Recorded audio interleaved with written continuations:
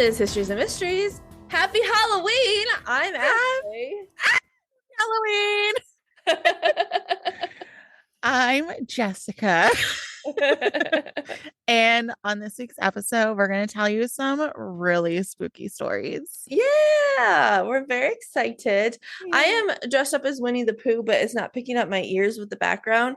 But I'm hella pregnant, so I'm doing Winnie the Pooh with the big belly. And then my son's going to be Piglet, and my husband's going to be Tigger, so I'm very excited. Oh, it's so cute. Oh my God, my dog. Jesus. Hi.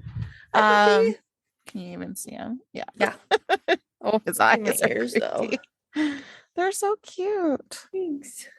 Okay. Yeah, he wants a lot of attention. I'm so sorry. He's sweet boy. Right, yeah, so we're gonna tell some spooky stories, whether they're true or not. You decide. You decide. So I have my spooky stories are from Esquire magazine, esquire.com. And the title is 11 terrifying but true horror stories reported in the news. Ooh, mine's scaryforkids.com. Ooh. So Jessica and I are going to go back and forth telling stories. And I'm going to skip the first one because the first one on here is the Villas. Yes, Axe Murder House, which Jessica already covered in a different episode, so I'm gonna skip this one. Yeah, but it's really good, so go listen to the episode. Yeah, it's a great one. All right, so this first one is called The Haunted Doll. Ooh, which one? It's a new one. Oh, okay. Yeah. All right. So when you think, and this is I'm reading the story directly from Esquire, so when you think of haunted dolls, it's likely the creepy old Victorian looking porcelain kind that springs to mind, none of which you probably have laying around. Still, don't get too comfortable around any kids' toys too soon, though. A Disney's Frozen Elsa doll that was gifted for Christmas in 2013 in the Houston area made headlines earlier this year when it seemingly became haunted. Ew. The doll would recite phrases from the movie Frozen and sing Let It Go when a button on its necklace was pressed. And when it did it in English. And they said for 2 years, this doll did it in English, just like it was supposed to, no big deal. But in 2015, it started doing it alternating between Spanish and English. Ew. And there wasn't a button that changes. You know how like on a lot of kids' toys, you can change the language? Yeah. There wasn't one. Oh, I don't like that. The family owned the doll for more than 6 years and never changed its batteries. The mother says the doll would randomly begin to speak and sing even with its switch turned off. Okay. The family decided to throw the creepy doll out in December of 2019. Never throw a creepy doll out. No, they always return. Weeks later, they found it inside a bench in their living room. Oh, that's even worse. They cannot go like get it. The kids insisted they didn't put it there. And I believe them because they wouldn't have dug through the garbage outside, the mom said. Yeah. At that point, Elsa ceased to sing the English rendition of Let It Go altogether, speaking only Spanish when pressed. The family then double bagged the bizarre doll and placed it at the bottom of their garage, the bottom of their garbage, which was taken out on garbage day. They went on a trip shortly after, and when they returned, Elsa too had come back and was waiting in the backyard of their home. Ew. This time, the family mailed Elsa to a family friend in Minnesota who taped the haunted doll to the front bumper of his truck. It doesn't seem to have made its way back to Houston yet, but it is tied to the truck. So if you ever see an Elsa doll in Minnesota tied to the front of a truck when you're driving around, it's the haunted Elsa doll. That's hilarious. Oh my gosh. I don't like if all it was doing was just singing, like what? I would be scared that it would escalate. I would probably bring it to like a I don't know, like someone who would take something like that, you know. A priest. Okay, well, that was not what I was expecting. So I'm going to tell a story next that is, I would like to say it's like a well-known creepy story. I think It's it's pretty well known. Yeah, but I haven't heard it since childhood, so I don't really remember it, you know? oh yeah, it's one of my favorites. So of course I had to tell it. So it's the girl with the red ribbon. Yes. So Bill whistled as he strolled through the park. He was on his way to meet his girlfriend, Sally. He could smell spring in the air.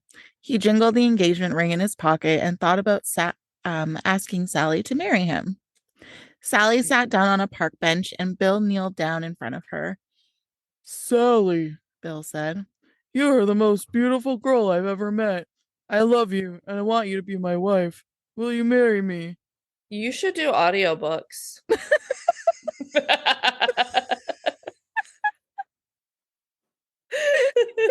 Is that sarcasm? Yes.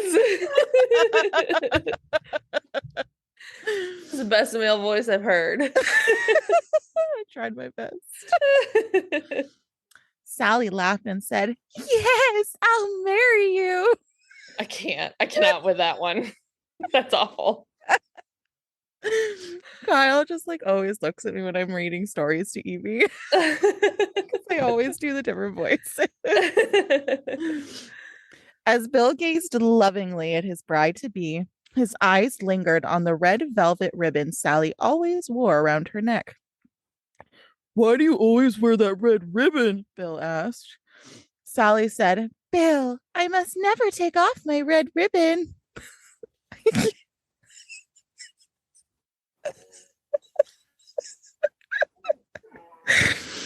Okay. It's awful.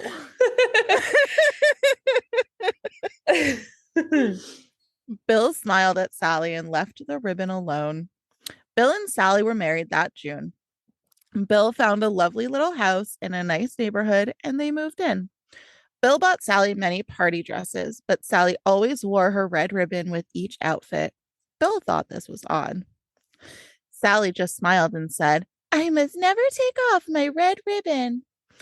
After a few years, Sally found out she was going to have a baby. Aww. This news delighted Bill. Sally talked with her friends who had babies. Bill talked with his buddies who had children. They talked together late into the night about what they had learned from everyone. When the big day came, Sally said, Please tell the doctor I must not take off my red ribbon. Bill was frustrated, but he promised Sally that he would tell the doctor. After the baby was born, Bill gave Sally flowers. Thank you for the flowers, Bill, Sally said. And thank you for telling the doctor I must not take off my red ribbon. Bill did not understand why the red ribbon was so important. Do you want to hold little Billy? Sally asked. Bill, Sally, and little Billy lived happily for many years in the small, lovely house in the nice neighborhood. When little Billy was a baby, he would sometimes reach for the red ribbon around his mother's neck. Sally would gently take his little hands in hers and coo at him, saying, Mommy must never, ever take off her red ribbon. The red ribbon had frustrated Bill for a long time. He loved Sally with all of his heart, but did not understand her need to wear the red ribbon. After many years, Bill had an idea. Our anniversary is coming up. I will buy Sally a beautiful necklace. She will take off that old red ribbon so she can wear the beautiful necklace. Their anniversary came. Bill took Sally to a fancy restaurant overlooking Central Park. They had a delicious meal. Then Bill gave Sally a velvet box with a beautiful diamond necklace in it. She opened it, smiled, and tears came to her eyes. Bill put the necklace around her neck and started to take off the red ribbon. Sally stopped him. She said, I must never take off my red ribbon. Bill sat back in his seat with a huff. He looked at Sally and shook his head. I may never understand, Bill said. Sally gently placed the diamond necklace back in the velvet box and closed the lid. It is lovely, Bill. I will treasure it always. But I must never take off my red ribbon. Why? Bill asked, as he had for so many years. Sally smiled sadly and shook her head. She did not answer him. Late that night, Bill was still awake. I've loved Sally for more than 20 years, but she insists on wearing that horrible red ribbon around her neck. I think it's about time I find out why. Don't mess with it. Don't mess with Bill got out of bed and walked around to Sally's side.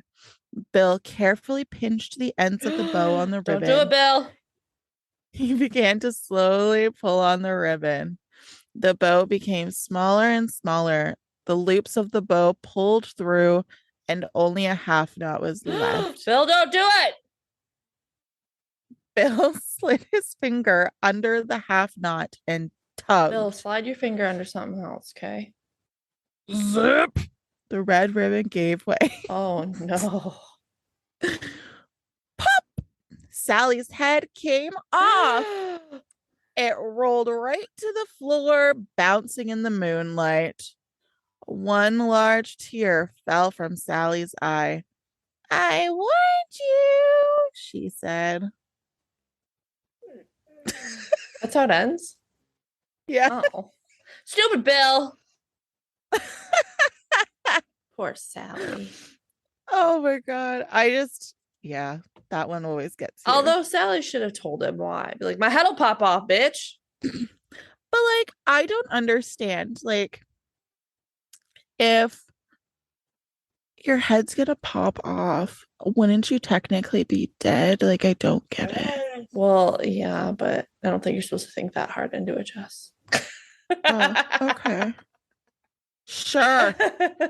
And it's super weird because I clicked on it. It's the green ribbon. So I don't know if it's the green ribbon. And this guy just kind of switched the stories up for what he was doing. Oh, okay. Yeah, I feel like I've always heard the green ribbon. Yeah, because he put together a collection of spooky tales for kids based on ghost stories and urban legends. Okay. So it might just be a little different renditions, Gotcha. but still super creepy. Yeah, love it. So Awesome. yeah. Okay, so I am going to do the next story in this article. It's called A Deadly Exorcism. Ooh, okay. Maybe if I can find information, I'll cover this one in more depth at another episode. All right. In August of 2016, in North London, 26-year-old Kennedy Ife began acting strange and aggressive following a pain in his throat. He reportedly bit his father, threatened to cut off his own penis, and complained of a python or snake inside of him before his family restrained him to a bed with cable ties and excessive force. Ew.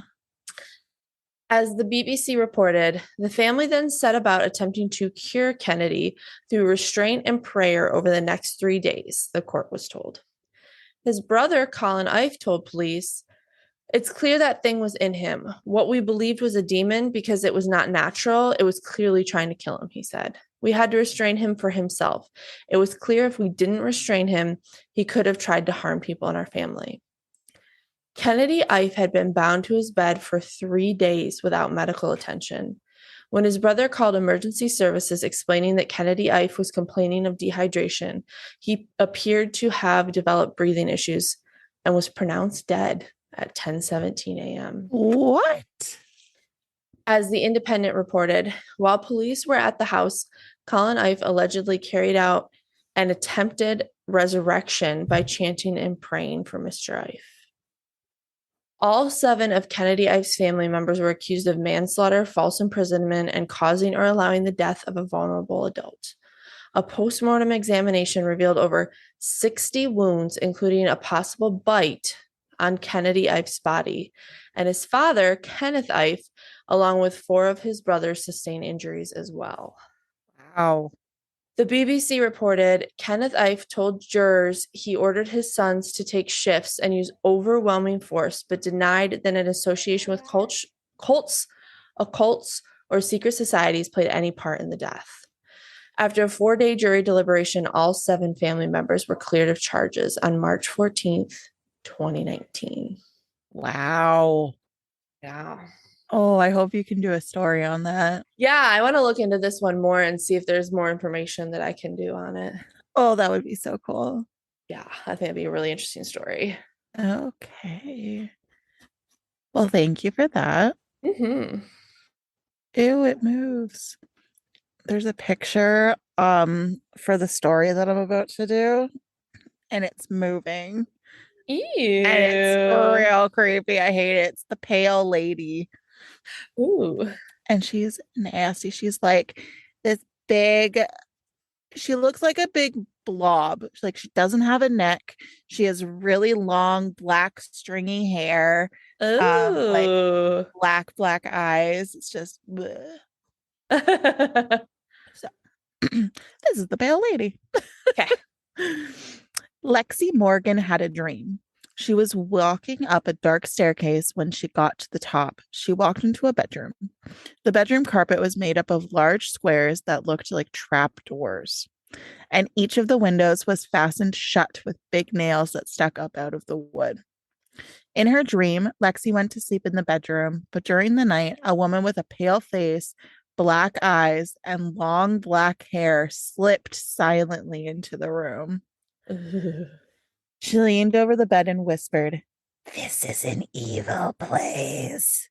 Run away while you still can." Then the black haired woman grabbed her arm. Lexi Morgan woke up with a scream and lay awake the rest of the night, shivering and shaking with fear.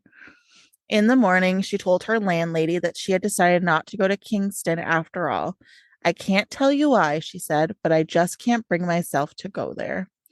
"Then why don't you go to Dorset?" the landlady asked. "It's a pretty town and it isn't too far." So Lexi Morgan went to Dorset. Someone told her she could find a room in a house at the top of the hill.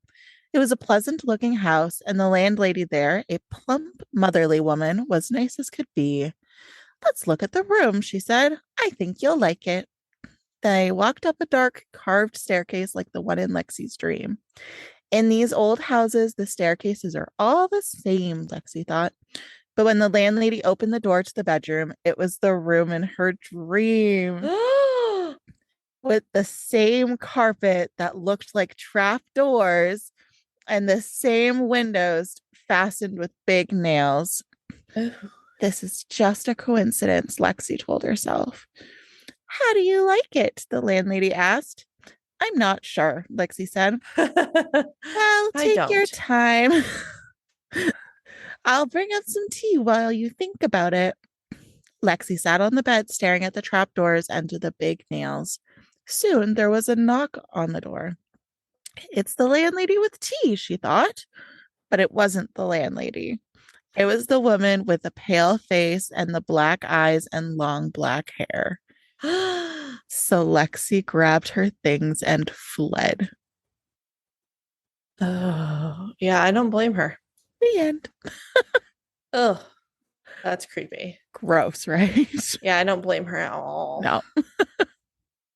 All right, my next story is called Florida Devil Worshipping. Ooh. Friends noticed that Danielle Harkins, a 35-year-old school teacher near St. Petersburg, Florida, started acting strangely in June of 2012, developing an interest in demonic rituals. Uh-oh. Soon after, she was arrested for abuse of 7 of her former students, as the Tampa Bay Times reported. Danielle Harkins told the kids they needed to rid their bodies of demons as the group gathered before dusk Saturday around a small fire near the St. Petersburg Pier.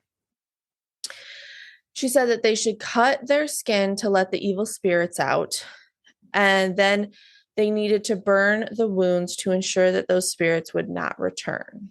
Oh.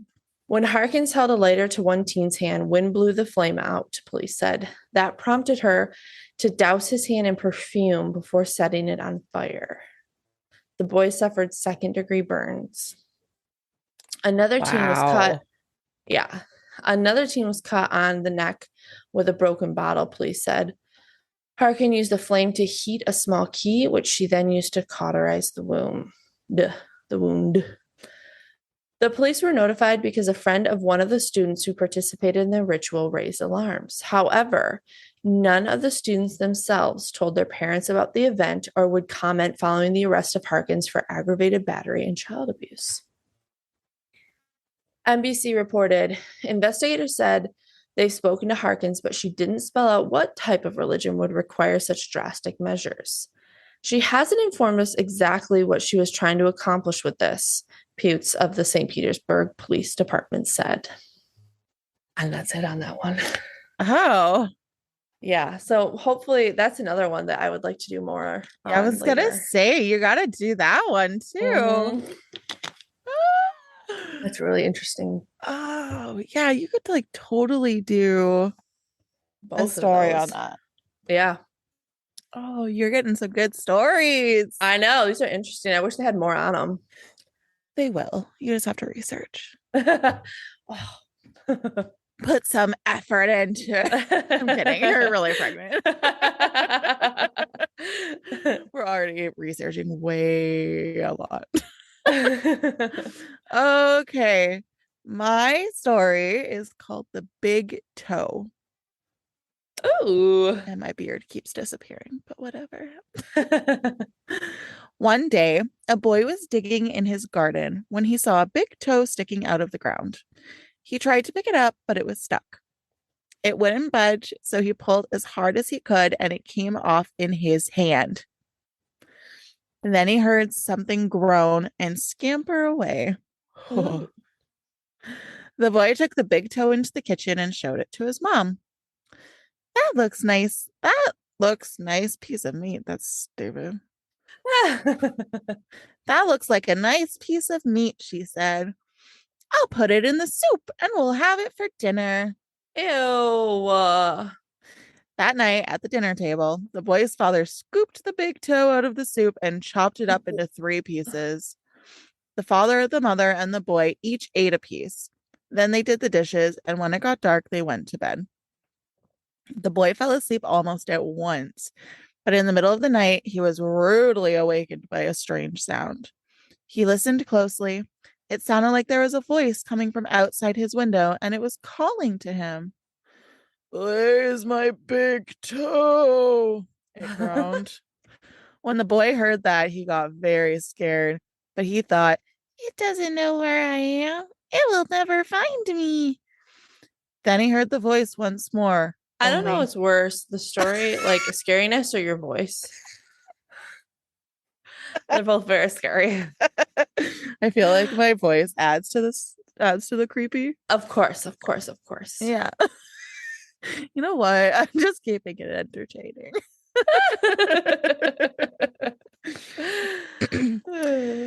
Then he heard the voice once more, only now it was closer. I already said that. Whatever. Where is my big toe? It groaned. So bad. The boy pulled the blankets over his head and closed his eyes. I'll go to sleep, he thought. When I wake up, it will be gone. But soon he heard the back door open, and again he heard the noise. Where is my big toe? It groaned.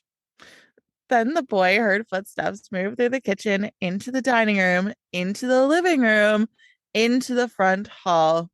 They slowly climbed the stairs. Closer and closer they came. Soon they were in the upstairs hall.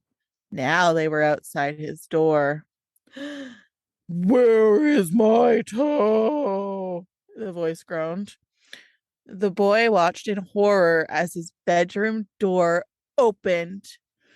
Shaking with fear, he threw his bedclothes over his head and listened as the footsteps slowly moved through the dark towards his bed. Then they stopped. Where is my toe? The voice groaned. You've got it. And that was No, that. they ate it, bitch. And the big toe has an alternate ending. When the boy hears the voice calling for its toe, he finds a strange looking creature looking up inside the chimney. Wow. The boy is so frightened he can't move. He just stands there and stares at it. Finally, he asks, what you got such big eyes for? The creature answers, to look through and through. Whoa, what you got big such claws for? To scratch up your grave. Whoa, what you got such a big mouth for? To swallow you whole. What you got such sharp teeth for? To chomp your bones. And then he dies. Loved it. Loved it. Did you? I didn't really like the whole eating of a toe thing. That's pretty gross. But the rest of it, yeah. You didn't seem impressed with my voices. I am very impressed with your voices. Best voices 10 out of 10. My voice was cracking like a pubescent child, but whatever. You're gonna have a voice tomorrow and they're gonna be like, Jessica, where's your voice? Will. Oh, it's gonna be awkward because I'm alone at work tomorrow. All right, tell me your next one. It is Utah murder suicide. So, in September of 2014, a Utah teen returned to his home to find his parents and 3 siblings dead. In a notebook, a to-do list had been scribbled on the pages. The list looked as if the parents were ready to go on vacation. Items such as feed the pets and find someone to watch after the house were written. It appeared to be a murder-suicide, but there was no suicide note, no prior indication that they would do this, no explanation. Police could not figure out why 2 parents would kill themselves and 3 of their 4 children. For a year, no one knew exactly what happened to the family or what would drive the parents to do something so unthinkable. In January, police released more chilling details in the case. According to the accounts from family members and an investigation by police, the parents were driven by a belief that the apocalypse was coming and an obsession with a convicted killer, as the Washington Post reports. Friends and family told police that the parents were worried about the evil in the world and wanted to escape a pending apocalypse, but most assumed they just wanted to move somewhere off the grid.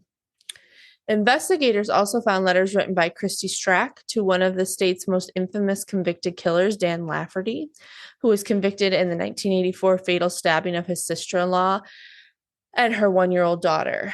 Aww. According to the trial testimony, he killed the victims at the order of his brother, Ron Lafferty, who claimed to have had a revelation from God. The story became a book called Under the Banner of Heaven. Oh. Yeah, which was that show on Hulu. Oh, okay. Well, I don't have Hulu. I'm in Canada, but I was shocked when I found out Canadians don't have Hulu.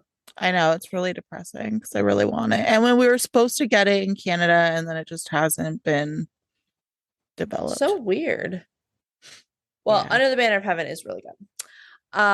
Police said Christy Strack became friends with Dan Lafferty, and she and her husband even visited him in prison.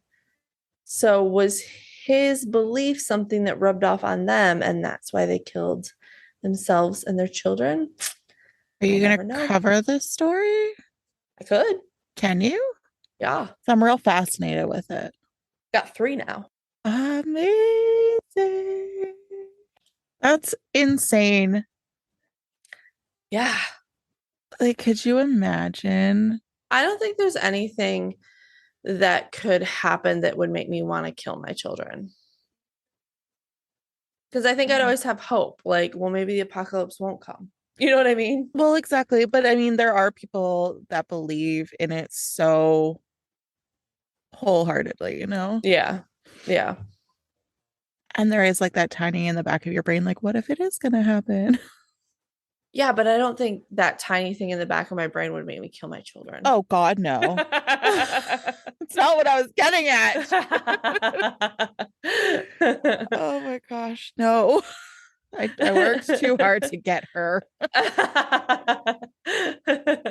Oh, my gosh. Okay, yeah. Tell me more about that one because so super fascinating. Interesting. Yeah. Okay. My last story. Okay. Oh, I'm down to my last one too. Okay. My last story is The Bride. Oh. It's an urban legend known as the Mistletoe Bride, Bride and Seek, or the Missing Bride. And this Ooh. is a version of that legend. A young couple got married, and after the wedding, they held a reception in the bride's grandmother's house. All their family and friends arrived, and they laughed, danced, and sang long into the night. After the wedding reception, the guests decided to play a game of hide and seek. The groom covered his eyes and began counting to 100 while his new bride and the other guests ran out of the room looking for somewhere to hide. Eventually, the groom had found everyone except his beautiful bride. The other guests began calling out her name and searched everywhere for the young woman. They began to grow more and more uneasy when they couldn't find any trace of her. Eventually, they gave up searching, and everyone assumed that the girl had run away and left her husband. As the weeks went by, the husband accepted that his beautiful bride must have had second thoughts about their marriage. He decided to forget about her and go on with his life. A few years later, a cleaning lady was dusting in the attic when she came across an old trunk. Out of curiosity, she opened it. Inside the trunk, she found the rotting corpse of a young woman still dressed in a bridal gown. Oh no. There was a wedding ring on one bony finger, and it was the missing bride. She must have hidden in the trunk and accidentally locked herself inside. It was impossible to tell whether she had suffocated or starved to death, but her face was frozen in a silent scream. Ooh. Yeah. Oh, that's creepy. Isn't that awful? Yeah. Oh, and there's a picture of it. It's just horrible. Oh. Blech. All right, my last one's real bad too. You ready? Yeah. The title is Issei the Cannibal. Ugh. Don't like cannibals. Yeah. In 1974, 24-year-old Waco University student Issei Sagawa allegedly followed a German woman home to her home in Tokyo, Japan. He broke into her apartment while she was sleeping and attempted to cut a piece of flesh off of her body to consume. Ew. When she awoke, she reportedly fought him off, and he was later captured by the police. According to a 2012 Vice documentary that covered Issei's bizarre story, he was mistakenly charged with attempted rape, and his wealthy father paid the victim a settlement outside of court to have the charges dropped. Well, that's good. Yeah. 7 years later, in 1981, he allegedly committed a murder in France, shooting and eating a fellow university student, Renee Hartvelt. Why are you still in university 7 years later? Yeah, I don't know. Maybe they're not anymore, but they used to be. Maybe. Maybe. I Okay. don't know. Issei creepily documented the entire experience with Ew. photographs. Yeah. He was captured by authorities once again while attempting to dump the rest of her body in a lake. He was deported back to Japan and committed to a mental institution. For reasons unknown, his psychologists in Japan declared that he was sane. Of course. Furthermore, a legal technicality involved the French government refusing to turn over the documents from his case meant that his murder charges were dropped completely. As if that's a thing. He checked himself out of the mental hospital and has reportedly been walking the streets as a free man ever since. Ugh. Issei has even become a controversial celebrity, writing over 20 books. According to Japan Today, he most recently fantasized about an unnamed TV actress saying, quote, "I'll catch a glimpse of her thigh and think, that sure looks tasty. Ew. And ew. But I don't feel like I actually want to eat it. As I accomplished the act of cannibalism once, there's no meaning to maintaining the desire for it anymore. In my book, I wrote that human flesh, was tasty, but that was really not true. I'd much rather eat Matsuzuka Kobe beef, but because I desired to consume human flesh for so long, I'd managed to convince myself that it would be necessarily be delicious. Issa was also referenced in the Rolling Stones song Too Much Blood with the lyrics reading, and when he ate her, he took her bones to the Bois de Boulogne. Bois de Boulogne. It's a French lake. Okay. He is currently 73 years old and continues to live in Kawasaki City, Japan. To this day, no one knows why France did not allow Japan to give him a trial. Wow. The end. I hated that. Yeah, that's awful. Really gross. I hear both of our dogs are having aneurysms. Oh yeah, you can hear mine. And mine's just like groaning in the background. He's so mad. I think mine's playing. Oh, nice. All right, you got any jokes? I don't. Do you? I'm grabbing some right now. Okay. Okay, you ready? Yes. Why did the policeman ticket the ghost on Halloween? I don't know why. It didn't have a haunting license. Ah, ha ha ha ha. Love it. Why did the ghost starch his sheet? I don't know why. He wanted everyone scared stiff. Ah, I like that one. How do you know when a ghost is sad? When a ghost is what? Sad. Oh. I don't know how. He starts boo-hooing. That's cute. And one more, okay? Okay. What did Dracula say when the witch and the warlock started kissing? I don't know what. Get a broom. Ah, get a broom. Do you get it? Yeah. Get it? Do you get it? I love that. Well, we hope everybody has a really safe and fun Halloween tomorrow. We hope you all have a great time trick-or-treating and be safe and get lots and lots of candy. Yeah, and you can find us on Facebook and Instagram and YouTube. And if you would like to rate and review us, you can do so on Spotify and Apple Podcasts. Yay! We look forward to bringing you 2 new stories next week. Bye.